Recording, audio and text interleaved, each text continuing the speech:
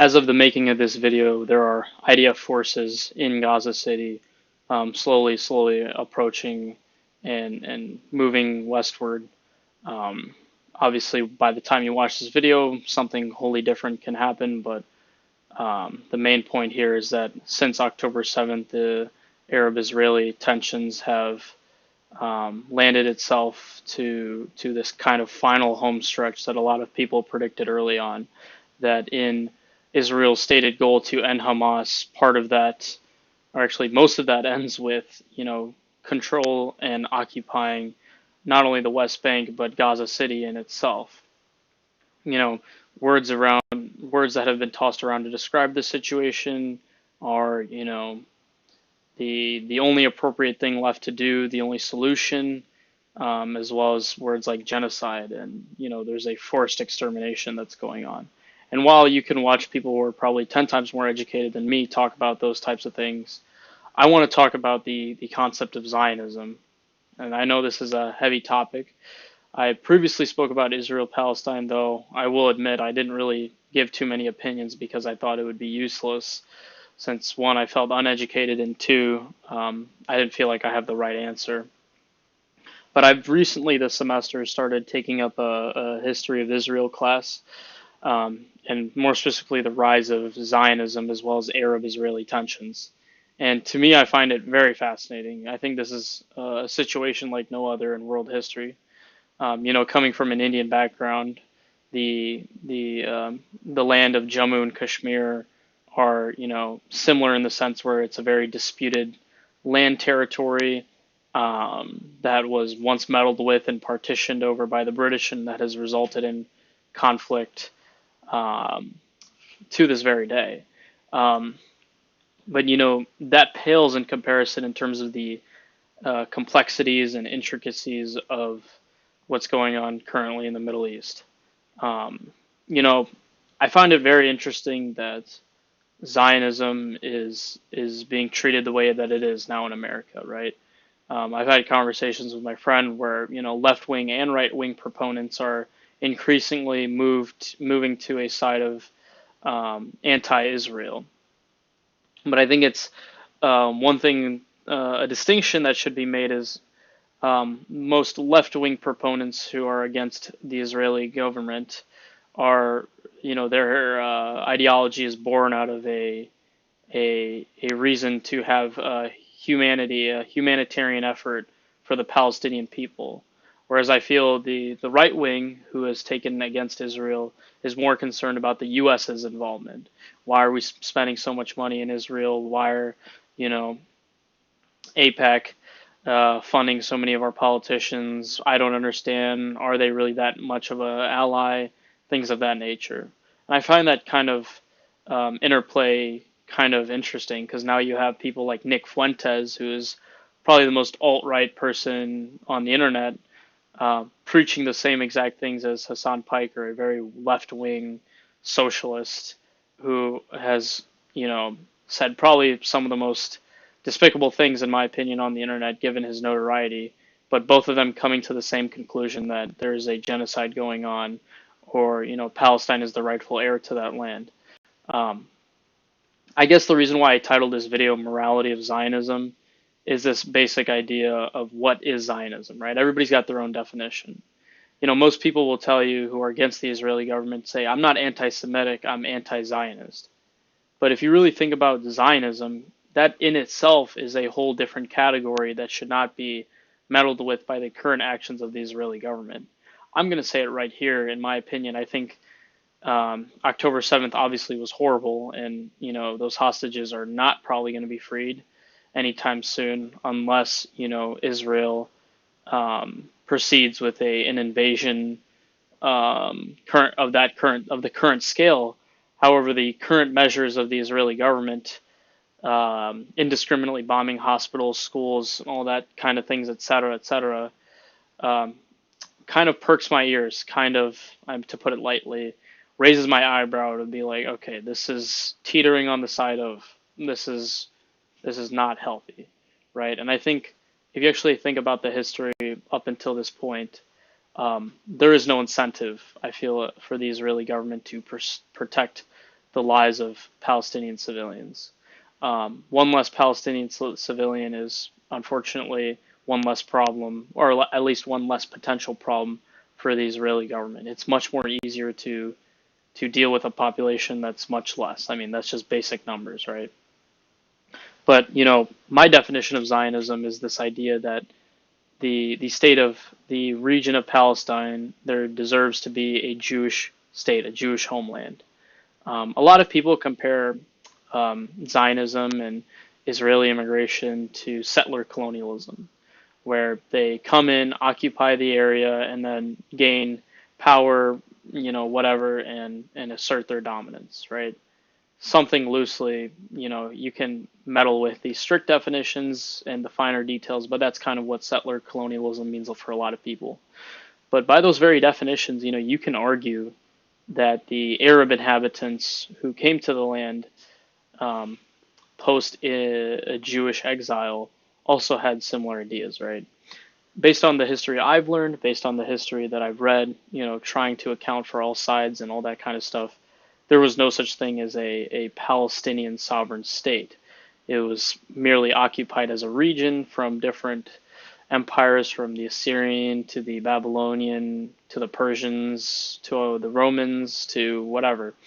Just constant back and forth land. And this concept of Palestinian nationalism actually grew exponentially with the rise of Jewish nationalism and Israeli nationalism and Zionism. Now, I think it would be stupid to ignore the fact that, Jews have probably been the most prosecuted race, group of people in America, or not American history, in world history, right?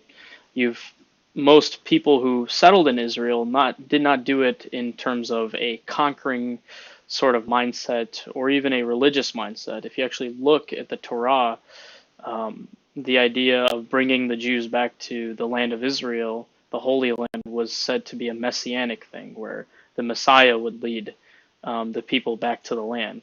So this concept of Zionism, when it first spurred, was very controversial within the Jewish community. But most people, the great majority of immigrants to the land of Jewish background, were done so out of persecution. They were forced out, they were exiled. Think Nazi Germany, think the Holocaust, think the pogroms in Russia, think even after the first Nakba, or the Arab-Israeli War of 1948, the War of Independence, the Israelis like to call it. Many of the Jews who occupied and lived in the surrounding Arab nations were exiled and persecuted to where the only place that they could go to was Israel. But now from a Palestinian standpoint, it's almost like taking one for the team in their perspective, right? Where it's like, many of the Palestinian leaders at the time, except for a select few, would say, hey, you know what, we totally acknowledge the fact that the Jews have been mistreated and persecuted on an alarming scale, but that doesn't, two wrongs don't make a right. That doesn't mean you get to come here and settle land. But from the Israeli perspective, right, it's, well, most of us have been persecuted.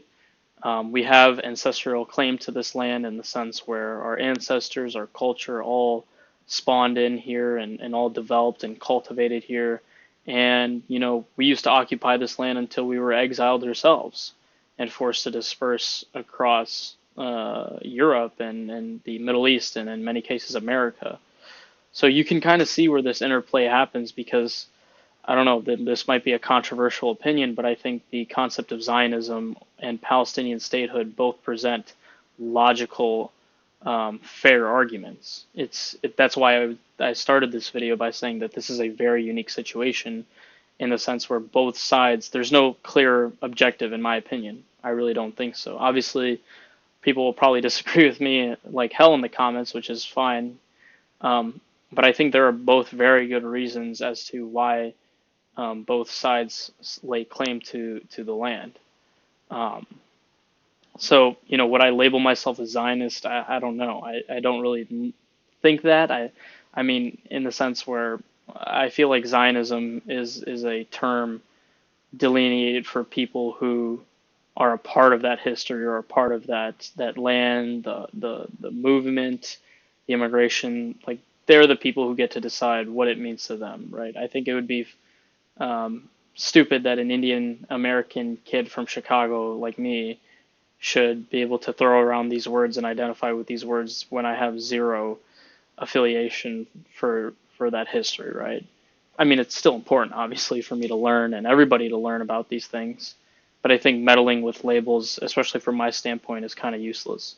But in terms of the morality of Zionism, the simple idea that the Jews should have a homeland, um, I think in many cases, from the Israeli perspective, I can totally understand why people have that viewpoint.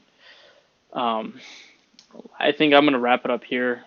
There's just so many things in my mind, so many things that I've learned that I'm just in sheer awe. And what I find interesting to kind of delineate a theme for this video is at the start, before I took this class, before I really decided to read up on this history, I thought, I would say I was very more opinionated on the subject, where I had a leaning for a certain side, a certain cause. But the more you learn about the history, the more, gray there is, the more nuance there is. And that kind of thinking, that realization that, hey, shit, I can't really just say, okay, here are the objective winners, here are the objective people here are God's, whose God's side is really on, you know what I mean, right? Like, you can't really say that. Obviously, people in each respective side are going to lay claim to their, nation's beliefs and systems most of the time. That totally makes sense for me. I think that's a human thing, right? Especially as an Indian when you talk about Kashmir, right? But apart from that, I guess I will also end it off with this idea of American interventionism, right? Do we as Americans have the moral obligation to meddle with that land, that dispute? In all cases, I think no. I think the only thing we should be doing is humanitarian aid at most. And humanitarian aid comes with a big asterisk as well, to say, okay, how do we ensure that the aid is going to people that actually need it? But do I buy into the great conspiracy, quote unquote, that Jews control the world? No, I just really don't. This conspiracy has been floated from time to generation, generation. And if you find yourself scrolling on those Instagram reels, just snap out of it, is kind of how I would put it very bluntly. I think a good thought experiment you could run with yourself is you ask yourself, who are the people that subscribe to this belief, and how successful, how fulfilled, how happy, how healthy are these people? 9 times out of 10, these people are not very well-to-do. There are, in many cases, a lot of things outside, the whole great conspiracy that are factors at play that lead to, negativity and things of that nature. So while I'm saying, you know, everything is false and, trust the institution, I'm not saying that. But what I am saying is understand it, and instead of, starting with a conclusion to say, hey, these people are the moral favorites, consistently look at all sides, consistently look at all the information presented as much as possible, and then you could draw your moral judgments. Because when you start with a conclusion where you say, okay, I'm going to err on this person's side, I'm going to err on this, and this goes beyond, just the Palestinian-Israeli conflict. Before choosing a side and leading yourself to be more susceptible to cherry pick information, the best thing is just look at the evidence and just keep asking questions, right? Because at the end of the day, I'm not going to be tested on in that class who's the moral victors, who are the correct people. It's just about learning, and it's just about being educated yourself so that you have the necessary tools to understand situation and move on with pride, and move on with grace, and an ability to just be a critical thinker. But yeah, I've kind of been rambling for a little bit, but let me know what you think. If you disagree with me, let me know why. Please, I guess, don't attack me for my personal character. I actually want to hear your thoughts. That would be great. If you like the video, like the video. If you dislike it, then I am out.